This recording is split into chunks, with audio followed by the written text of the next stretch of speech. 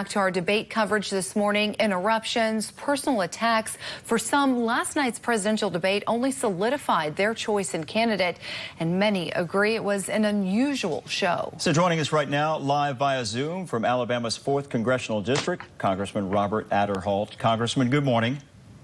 Hey, good morning. Good to be with you today. Nice to have you along bright and early this Wednesday morning. Last night's debate, a lot of people, Congressman, say it was really tough to watch.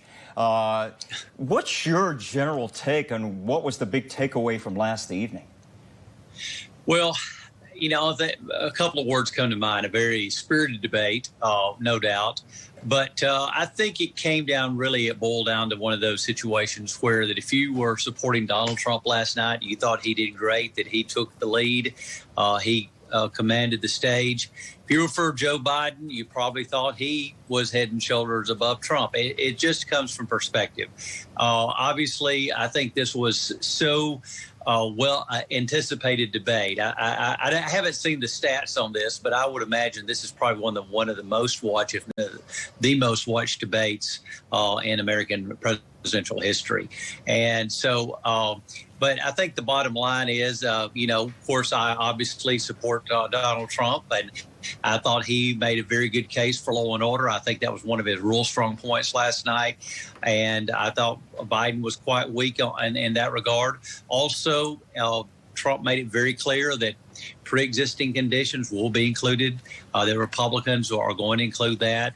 Biden, you know, wanted to make the reference that that is something that will not be covered, but that's completely untrue. Congressman, President Trump told his opponent last night, he said he's done more in office in 47 months than Joe Biden's done in 47 years in public office. Obviously, it sounds like you agree with that statement. Well, yes, you know, as I say, I think Donald Trump has done a good job leading the country over the last 4 years, and I think he deserves another 4 years. I think the record speaks for itself. And so I think that's one of the most memorable lines last night is that 47 months versus 47 years, because I think Donald Trump has been able to cut through a lot of red tape and really get to the bottom line on so many things. And that's what frustrates so many Americans is that there's no common sense in Washington, and President Trump wants to cut through the red tape. He wants to get to the heart of it and not be so politically correct, so to speak, and dance around every issue. All right, well, Congressman, that's about the debate. Now about the stimulus package. Some of your counterparts say there's a noon deadline to pass that second stimulus package before the November election. We've got about a minute left here. Where do those talks stand right now this morning?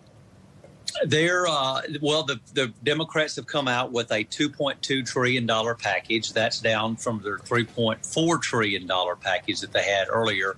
But the information that I'm seeing from this new package they got is they're really just taking the bipartisan funding out of it. There was funding for the cops hiring programs, for law enforcement that was bipartisan, and that money is being pulled out of the bill, and but it even has things that help legalize banking for marijuana, which I don't agree with. It also it doesn't have protections for federal funding for abortions.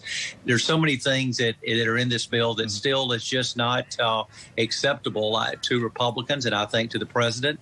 And I think the House will probably move forward with it, but I think the Senate will not take it up. And, of course, I don't think the president's going to sign it. And we'll see what ends up happening with that. In the meantime, we appreciate you coming on. Congressman Robert Aderholt, thanks for your time this morning. Good to be with you. Thank you. All right. Thank you, Congressman. Of course, we'll have the Democratic response to last night's debate with Lisa Handback in our next half hour. Time now, 6:11 right now. Coverage you can count on with meteorologist Rob Elvington and the